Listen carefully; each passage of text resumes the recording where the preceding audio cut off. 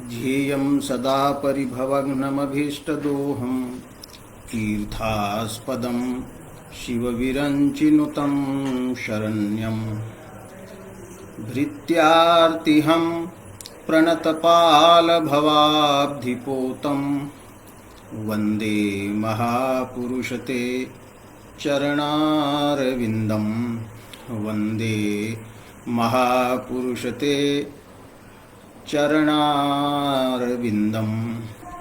श्रीमद्भागवतस्य सप्ताशीतितमः अध्यायः वेदस्तुति नाम्ना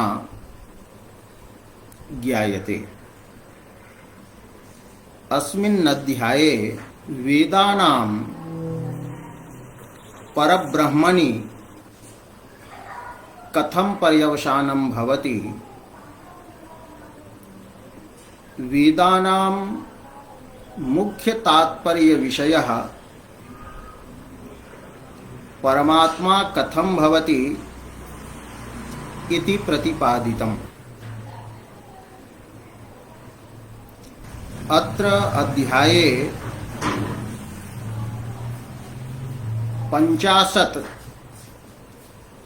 श्लोकाः सन्ति। तत्र केचन श्लोकाः अनुष्टुभी सन्ति, केचन नरकुटकच्छन्दसि, एकं पद्यं शार्दूल विक्रीडिते वर्तते। अत्र प्रसंगः वर्तते षडशीतितमे अध्याये वर्णितम् अस्ति यद् भगवान् कृष्णः मिथिलां जगाम, मिथिलां प्राप्तवान्। तदानीं मिथिलायाः राजा बहुलाश्वः भगवतः परमः भक्तः आसीत्। तत्रैव मैथिलः विप्रमूर्धन्यः श्रुतदेवनामकः भगवद्भक्तः आसीत्। बहुलाश्वस्य श्रुतदेवस्य च उपरि कृपां विधातुं भगवता मिथिला प्रापि। तत्र राज्ञा तेन विप्रेण च ये प्रश्नाः कृताः तेषां समाधानमपि भगवता विदधे, भगवता कृतम्।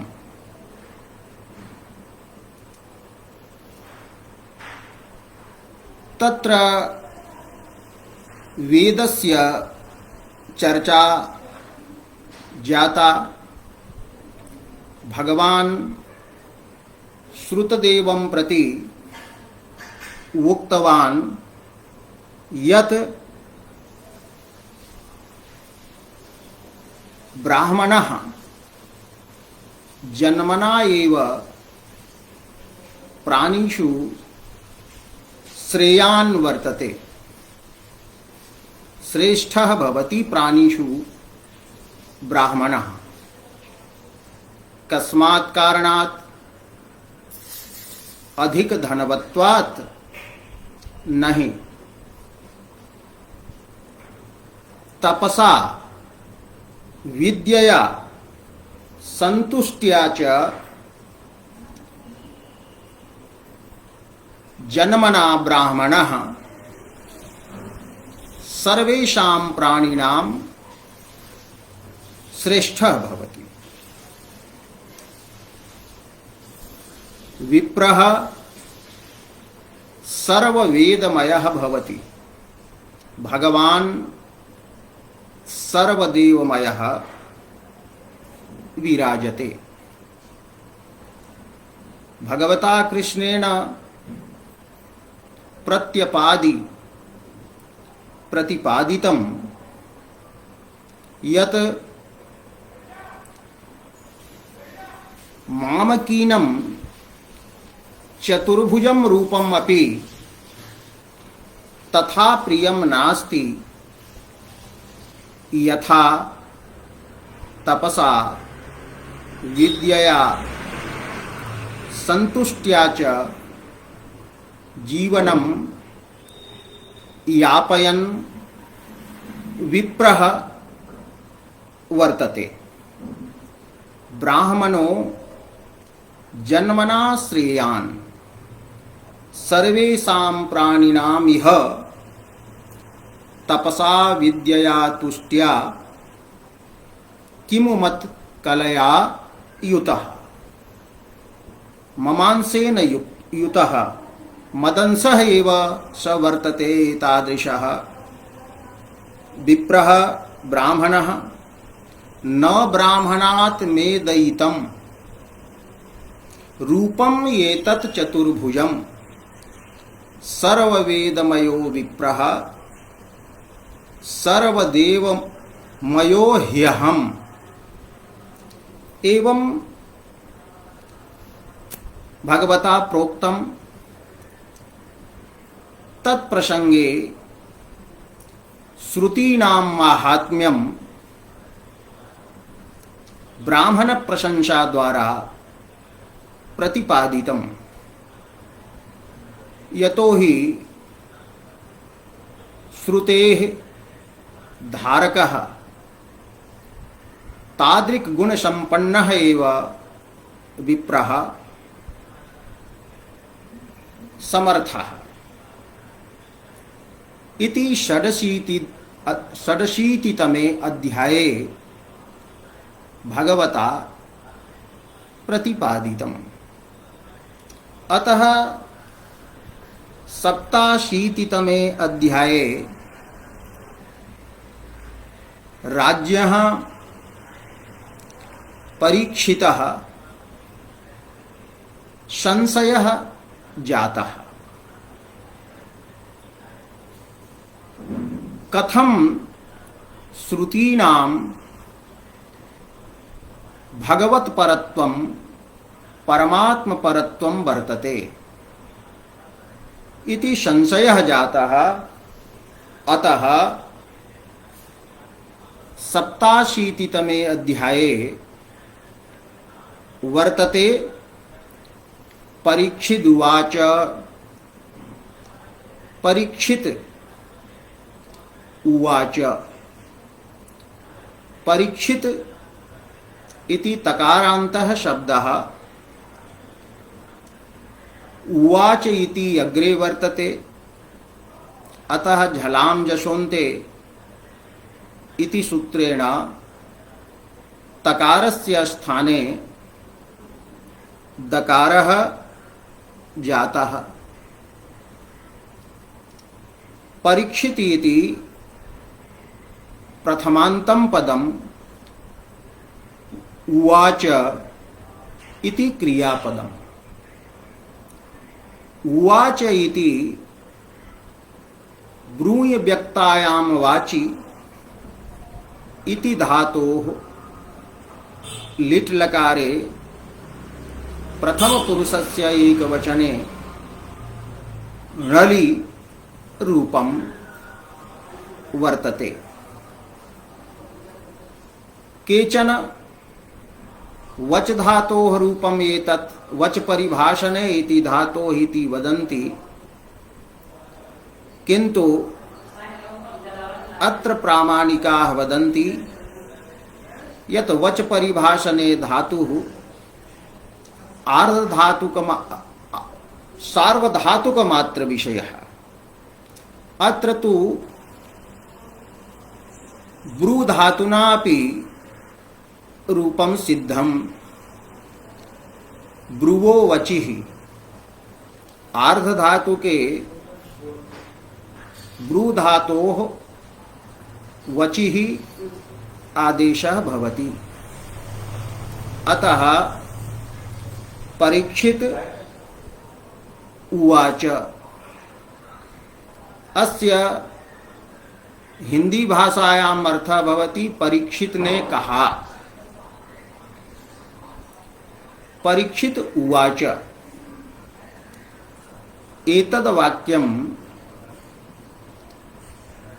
वर्तते कर्तरि कर्तृवाच्यम् इति वक्तुं शक्यते। अत्र कर्तरि कर्तृवाच्ये कर्तरि प्रथमा भवति, क्रिया भवति कर्तुः अनुसारेण। तो परीक्षित इति प्रथमा, उवाच इति तदनुसारेण क्रिया वर्तते। किंतु यदा कर्मवाच्यम् अत्र स्यात् तदा परीक्षिता ऊचे, भाववाच्ये स्यात् तो परीक्षिता ऊचे इति प्रयोगः। एवं अत्र पदद्वयं वर्तते। परीक्षित किम उवाच इति श्लोकः वर्तते। ब्रह्मन् ब्रह्मण्यनिर्देश्ये निर्गुणे गुणवृत्तयः कथं चरन्ति श्रुतयः सदसतः परे। ब्रह्मन् इति संबोधनान्तं वर्तते, संबुध्यन्तं। ब्रह्मन् इति नकारान्तं पदं तस्य संबुद्धौ हे ब्रह्मन्। अस्य पदस्य अर्थः वर्तते हे ब्रह्मभूत अथवा हे ब्राह्मण। शुकस्य कृते अयं शब्दः प्रयुक्तः। हे ब्रह्मन्, हे ब्रह्मस्वरूप शुकदेव इति अस्य पदस्य वर्तते अर्थः। अग्रे वर्तते ब्रह्मण्यनिर्देश्ये। अत्र पदच्छेदः भविष्यति ब्रह्मणि। ब्रह्मन् शब्दस्य सप्तमी एकवचनं वर्तते ब्रह्मणि। अग्रे अस्ति अनिर्देश्ये, अतः यणसन्धिः अत्र अभवत्, इको यणचि। ब्रह्मणि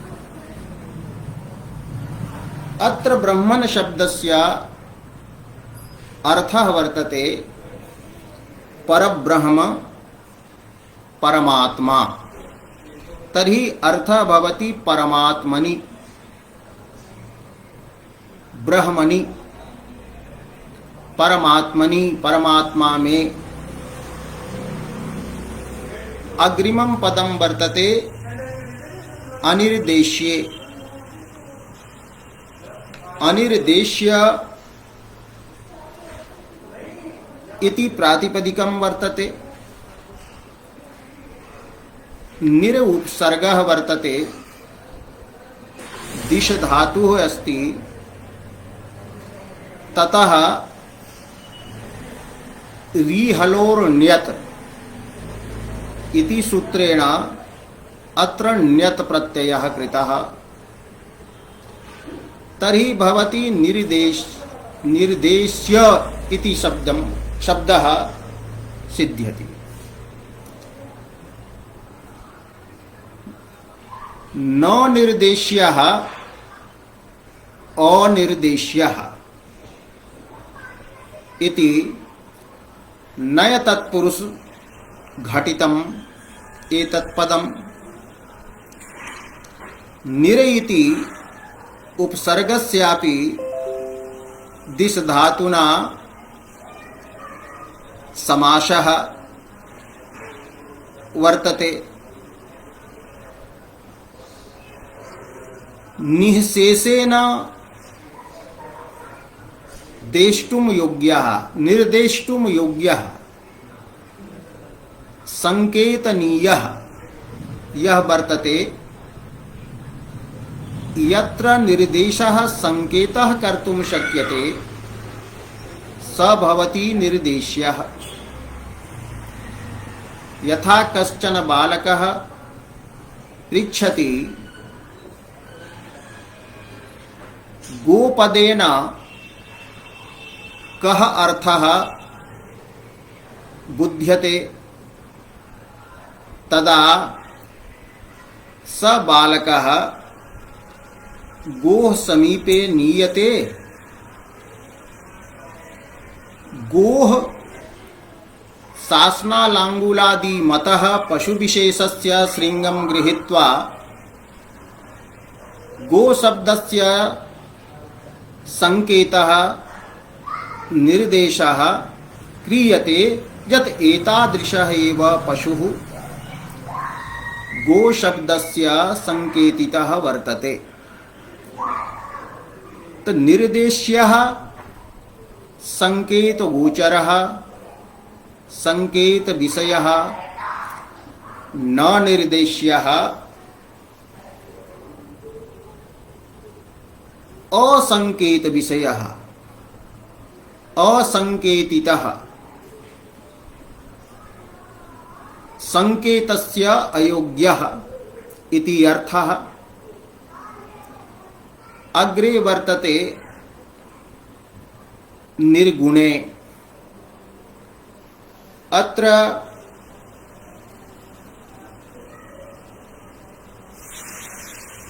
गुणाः सत्वरजस तम इति त्रयः गुणाः सन्ति। एवं च अन्येपि ज्ञानादयः गुणाः आत्मनि नैयायिकैः कल्प्यन्ते। अतः अत्र गुणशब्देन ज्ञानादयः गुणाः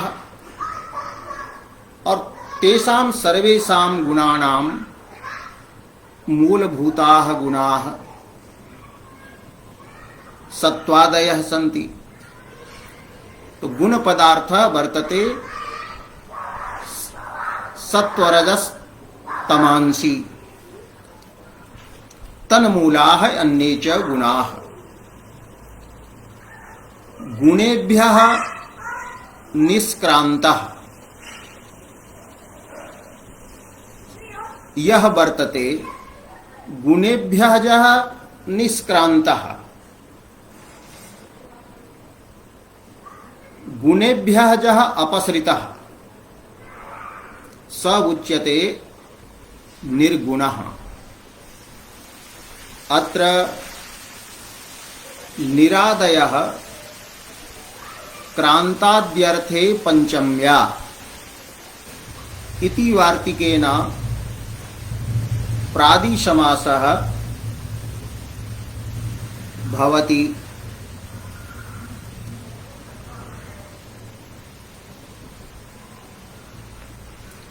तो गुणेभ्यः निष्क्रान्तः निर्गुणः तस्मिन् निर्गुणे। तो निर्गुण शब्दः अपि अकारान्तः सप्तम्याः एकवचनान्तश्च वर्तते।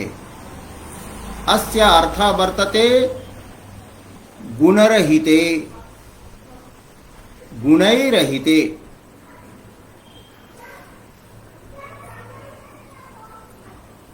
अग्रिमं पदं वर्तते गुणवृत्तयः। गुणैः वृत्तिः यासां ताः गुणवृत्तयः। गुणवृत्ति शब्दः अत्र गुण इति पदेन वृत्ति इति पदेन च घटितः वर्तते। अत्र बहुव्रीहि समासः। गुणैः वृत्तिः, वृत्ति शब्दस्य अर्थः व्यापारः। शब्दस्य व्यापारः भवति।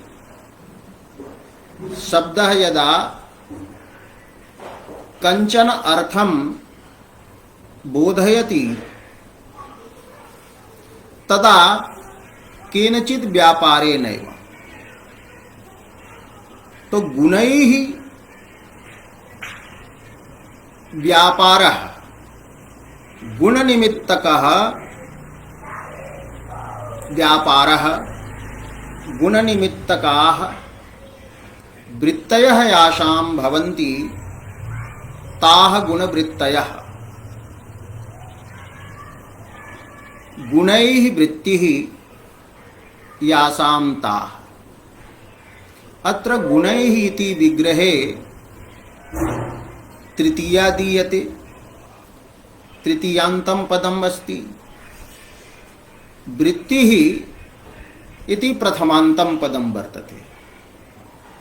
क्रियते च बहुव्रीहि समासः। अतः अत्र कश्चन वैयाकरणः प्रष्टुमर्हति यत् भगवता पाणिनिना अनेक मन्य पदार्थे इति सूत्रितं तेन अनेकं प्रथमान्तं यत् भवति पदं तत्समासः बहुव्रीहि भवति अन्य पदार्थे। अत्र तु एकं पदं तृतीयान्तं, अपरं पदं प्रथमान्तं। तर्हि कथं बहुव्रीहि समासः? तर्हि यस्य उत्तरं दातुं शक्यते व्यधिकरण बहुव्रीहि अपि भवति।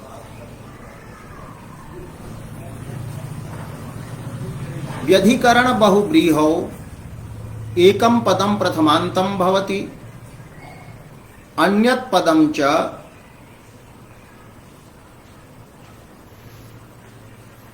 प्रथमा भिन्न विभक्त्यन्तम् अपि भवितुम् अर्हति। व्यधिकरण बहुव्रीहिः भगवता पाणिनिना एव सप्तमी विशेषणे च बहुव्रीहौ इति सूत्रेण ज्ञापितम्। एतेन सूत्रेण सप्तम्यन्तस्यापि पदस्य बहुव्रीहौ पूर्व प्रयोगः उच्यते। यदि प्रथमान्तस्यैव बहुव्रीहि स्यात् तर्हि सप्तम्यन्तं कुत्रापि न लभ्येत। तर्हि सप्तम्यन्तस्य पूर्वनिपातकथनं यत् वर्तते तद् विरुद्धं स्यात्। अतः व्यधिकरण बहुव्रीहिः अपि भवति। अन्यानि अपि उदाहरणानि व्यधिकरण बहुव्रीहेः बहूनि सन्ति। यथा चक्रपाणिः, चक्रं पाणौ यस्य स चक्रपाणिः इत्यादयः।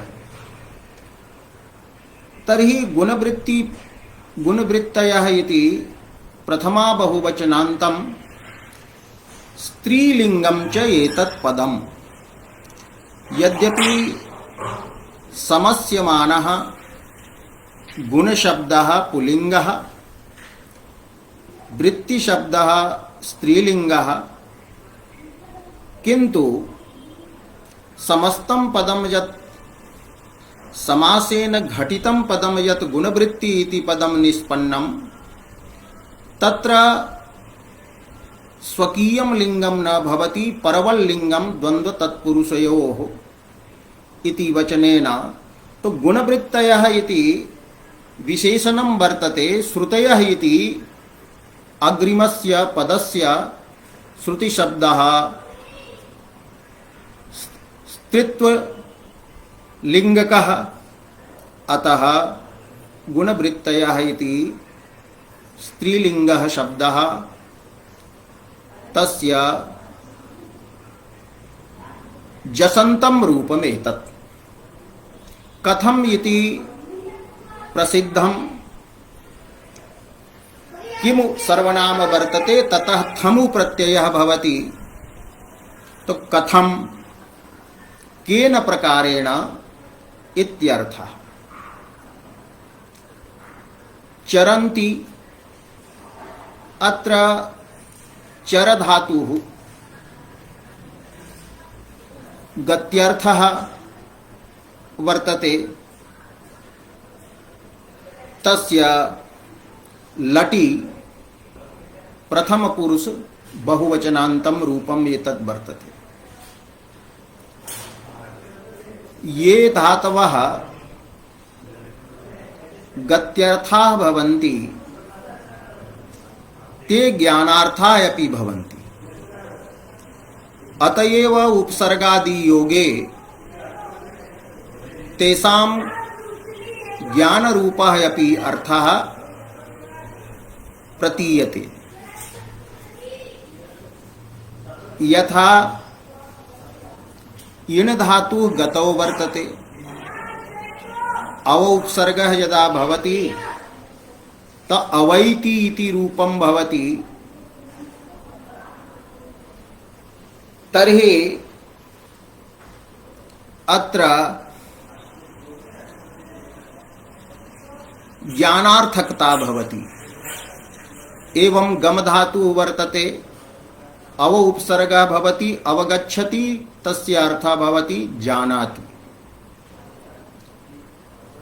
निरुपसर्गः अपि धातुः प्रयुज्यमानः गत्यर्थः धातुः ज्ञानार्थकः भवति। चरन्ति इति पदस्य अर्थः बोधयन्ति अथवा चर धातोः प्रवृत्ति रूपः अर्थः। प्रवर्तन्ते गमनेपि प्रवृत्तिः भवति, तो प्रवर्तन्ते इत्यपि अर्थः। किन्तु बोधयन्ति इति अर्थः यदा क्रियते तदा अंतर्भावितः न्यर्थः यत्र स्वीकर्तव्यः। अन्यथा विचारयन्ति इत्यत्र यथा निच भवति तथैव अत्र निचः प्रयोगः स्यात्, किन्तु नास्ति तथापि न्यर्थः यत्र ग्रहीतुं शक्यते। तो चरन्ति प्रवर्तन्ते, बोधनाय प्रवर्तन्ते अथवा बोधयन्ति।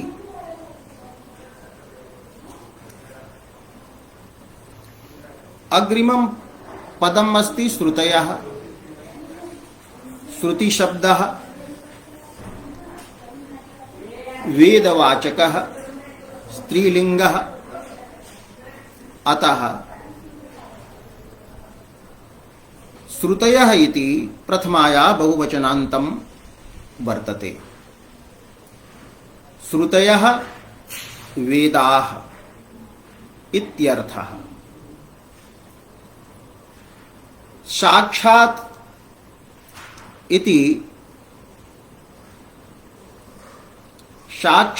इति अव्ययं वर्तते।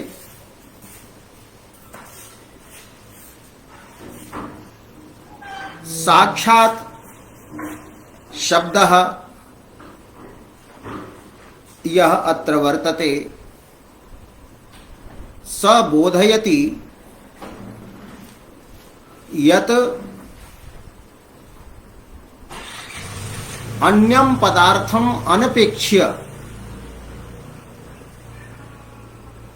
कथम श्रुतयः चरन्ति परंपरा संबंधम विना। अग्रे अस्ति सदसतः। अत्र सत् च असत् च इति द्वंद्व समासः। यदि इतरेतर द्वंद्व समासः स्वीक्रियते तर्हि द्विवचनम अत्र स्यात् सदसति इति भवेत्। किंतु अत्र एक वचनम सदसत् वर्तते, ततः पंचमी विभक्ति ही अस्ति। तर्हि वक्तुं शक्यते एक वचनम आर्षम वर्तते, अथवा सताम असताम च समाहारः। तर्हि समाहारद्वन्द्वः स्वीकरणीयः। तर्हि न कश्चन शब्दशास्त्र विरोधः। तर्हि सदसत इति तकारान्तं पदं जातं, तच्च नपुंसकलिंगम। समाहारे द्वंद्व समासः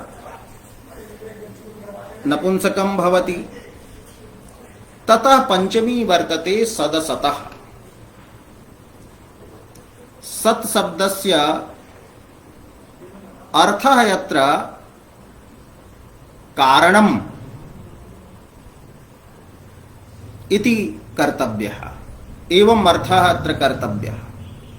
यद्यपि सत् शब्दस्य कोशेषु अनेके अर्थाः प्रतिपादिताः, तथापि अत्र सत् शब्देन कारणम् एव ग्राह्यम्। असत् शब्देन च अत्र कार्यं ग्राह्यम्। असत् इत्यत्रापि नय तत्पुरुष समासः। अत्र न सत् असत्, तदनन्तरं सत् इति पदेन द्वंद्व समासः। असत् उच्यते कार्यम्। कथं? कारणे कार्यस्य सत्ता कारणापेक्षया स्वल्पकालिकी भवति। मृत्तिकायां घटः कंचिदेव कालं तिष्ठति, पुनः मृत्तिकायाः उत्पन्नः स घटः मृत्तिकायामेव लीनः भवति। घटात् पूर्वमपि मृत्तिका, घटात् पश्चादपि च वर्तते मृत्तिका। अतः कारणं सत् अस्ति स्वकार्यापेक्षया। अधिक काल व्यापकत्वात्, अधिक देश व्यापकत्वात्। कार्यं च असत्। अत्र न सत् असत्। नय अत्र ईषदर्थे स्वीकरणीयः। ईषत् सत् अर्थात यस्य सत्ता ईसत् भवति स्वल्पकालिकी भवति, अतः असत्पदेन अत्र कार्यं ग्राह्यम्। तर्हि अर्थः भवति सतः कारणात् असतः कार्यात् च, कारण से और कार्य से इति हिंदी भाषायां वक्तुं शक्यते। पंचमी अत्र वर्तते, अग्रे वर्तते पर शब्दः। तब परे पर शब्दस्य अत्र परमात्मा रूपः अपि अर्थः ग्रहीतुं शक्यते, अथवा परः कारणात् कार्यात् च परः उत्कृष्टः कार्यकारणभावः ययोः पदार्थयोः भवति ताभ्यां पदार्थाभ्यां यः परः वर्तते अन्यः वर्तते। परशब्दः अन्यस्य वाचकः इत्यपि स्वीकर्तुं शक्यते। एवं अस्य श्लोकस्य यावन्ति पदानि सन्ति तेषां पदार्थानां च परिचयः अत्र प्रत्यह इदानीं वाक्यार्थः ज्ञातव्यः। चरन्ति प्रवर्तन्ते बोधनाय प्रवृत्ताः भवन्ति बोधयन्ति।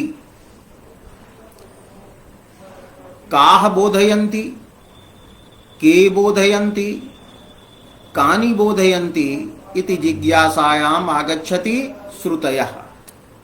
तो श्रुतयः चरन्ति, वेदाः चरन्ति, बोधयन्ति, प्रवर्तन्ते। कथम इति अव्ययं क्रियाविशेषणं केन प्रकारेण चरन्ति प्रवर्तन्ते श्रुतयः। कीदृश्यः श्रुतयः, तो गुणवृत्तयः श्रुतयः। गुणवृत्तयः श्रुतयः कथं चरन्ति, कुत्र चरन्ति, कुत्र प्रवर्तन्ते, किं विषयकं बोधम जनयितुं प्रवर्तन्ते। तर्हि कथयति ब्रह्मणि, ब्रह्मणि परमात्मनि। कीदृशे परमात्मनि, तो अनिर्देश्ये असंकेत्ये केनापि प्रमाणेन संकेतयितुम् अशक्ये। तो श्रुतयः कथम अनिर्देश्ये ब्रह्मणि प्रवर्तन्ते।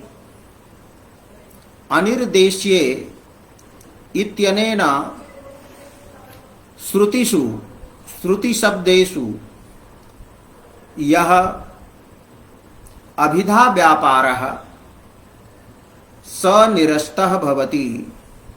श्रुतयः अभिधा व्यापारेण अनिर्देश्ये ब्रह्मणि न प्रवर्तितुम् अर्हन्ति। शब्दो ही अभिधया संकेतितम् एव अर्थं बोधयति, ब्रह्म तु असंकेतितं वर्तते। किंच अभिधा वृत्तिः अपि विशेष रूपेण स्वीकर्तुं शक्यते, तो एषापि गुणवृत्तिः इति वक्तुं शक्यते।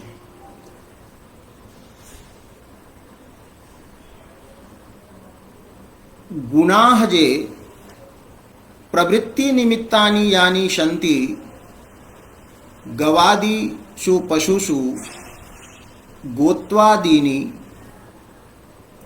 तानि समाश्रित्य गोत्वादि रूपान् गुणान् धर्मान् आश्रित्य गवादि रूपार्थ बोधने गवादयः शब्दाः प्रवर्तन्ते। अतः अभिधायाः अपि प्रवृत्तये कश्चन गुणः अर्थात धर्मः अभिप्रेतः भवति। अतः प्रवृत्ति निमित्ताभावेन अपि तत्र संकेतः कर्तुं न शक्यते। तो अनिर्देश्ये ब्रह्मणि कथं चरन्ति, अनेन श्रुतिषु अभिधया ब्रह्म विषयक बोधजनकत्वं श्रुतिषु निवारितम्। तर्हि गुणवृत्ति भवति यथा जाड्यमान्द्यादि गुण योगात् गोवृत्ति लक्ष्यमाण जाड्यमान्द्यादि गुण योगात् यथा गो शब्दस्य बाहिकादौ प्रवृत्तिः भवति गौरबाहिकः इत्यादौ, तथैव अत्र गुणवृत्त्या अपि गुणवृत्तयः अपि परमात्मानं बोधयितुं न शक्नुवन्ति। साक्षात् पदं सर्वत्र योजनीयं, कथं साक्षात् चरन्ति। यतः स निर्गुणः वर्तते। तो निर्गुणे इति विशेषणेन श्रुतिषु विद्यमानायाः गौण्याः वृत्तेः अविषयता ब्रह्मणि प्रतिपादिता। तर्हि अपरा वृत्तिः वर्तते लक्षणा। लक्षणा गुणवृत्तितः भिन्ना वर्तते मीमांसकादीनां मते। अतः अत्र एवं वक्तुं न शक्यते।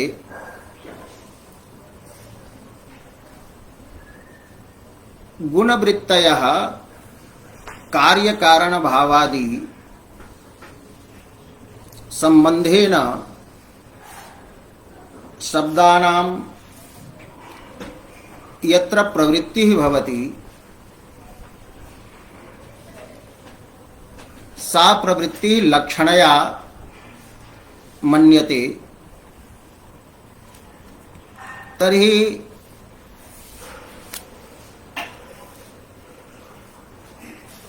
लक्षणया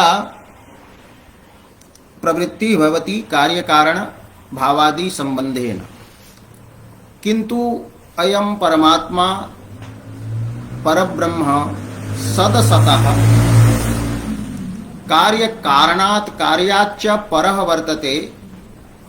अतः कार्यकारण भावः संबंधः अपि नास्ति, गुणः अपि तत्र नास्ति। यतो हि श्रुतिषु उच्यते असंगो हि अयं पुरुषः, संबंधरहितः संगरहितः अयं पुरुषः वर्तते परमात्मा। एवं साक्षी चेता केवलो निर्गुणश्च इति वर्तते। निर्गुणः तो कार्यकारण भावतः परे कार्यकारण भावादि संबंध रहिते श्रुतयः कथं चरन्ति, साक्षात् कथं चरन्ति। हे ब्राह्मण, हे ब्राह्मण, हे शुकदेव, हे ब्रह्मरूप शुकदेव, गुणवृत्तयः श्रुतयः अनिर्देश्ये निर्गुणे सदसतः परे ब्रह्मणि कथं चरन्ति साक्षात् कथं चरन्ति इति प्रश्नः वर्तते शुकदेवस्य। गंगायां घोषः इत्यादौ गंगा शब्दस्य सामीप्य संबंधेन अर्थद्वारा तटे प्रवृत्तिः भवति। तटस्य सामीप्य संबंधः अस्ति, अतः तत्र प्रवर्तते गंगा शब्दः स्वार्थ संबंधेन, किंतु ब्रह्मणि तथा नास्ति। अत्र प्रश्नः कृतः श्रुतीनां साक्षात् प्रवृत्तिः एतादृशे निर्गुणे कारणात् कार्याच्च परे अनिर्देश्ये ब्रह्मणि कथं भवति श्रुतीनां प्रवृत्तिः इति प्रश्नः कृतः। तत्र साक्षात् इति पदं ध्येयम्। तो साक्षात् इति पदम् आदाय परीक्षिता प्रश्नः कृतः, किंतु अग्रे शुकदेवेन नारद संवादतः उत्तरं दास्यति यत् परंपरया श्रुतीनां प्रवृत्तिः वर्तते सगुण ब्रह्म निरूपण द्वारा। अयं वेदस्तुतेः अयम् अभिप्रायः श्रीधर स्वामिना प्रारंभे एव प्रकटितः वर्तते यत् 87तमे नारायण नारदवादतः वेदैः स्तुतिः गुणालंबा निर्गुणावधि वर्ण्यते इति। एवं 87तमस्य अध्यायस्य यह अयं प्रथमः श्लोकः परीक्षितः प्रश्नरूपः, तस्य अर्थः पदानि पदार्थाश्च अत्र विचारिताः। पुनः अग्रिमः यः श्लोकः अन्ये च ये श्लोकाः तेषाम् उपरि स्वस्तु नहीं परस्वः प्रभृति अस्मिन्नेव समये तेऽपि श्लोकाः विचारयिष्यन्ते। तेषां मति पदपदार्थाः वाक्यार्थश्च यथामति प्रतिपादयिष्यते। ओम शांति इत्युक्त्वा विरम्यते।